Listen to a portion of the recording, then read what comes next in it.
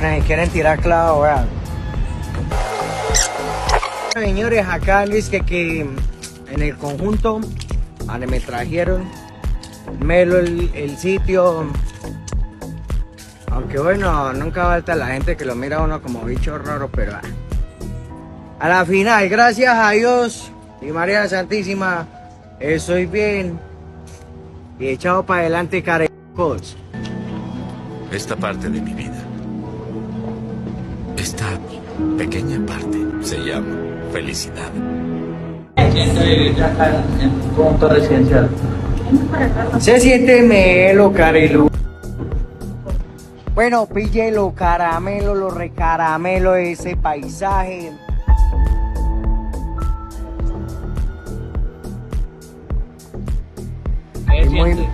Se siente Melo, hay veces que le dan ganas a uno de coger un paracaídas y... Uy, no, papi, así. Yo bien sabía que Caracas, Caracas, ya sabes que en esos días le pongo un reto de que tire un clavado. Yo capaz de tirar un clavado allí en la piscina.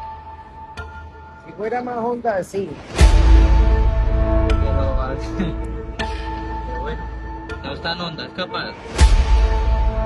Sí, Sí. pero es que apenas mide 1.50, lo que mido yo. Es baila. ¿Te das duro contra el qué? ¿Contra el qué? Contra el suelo.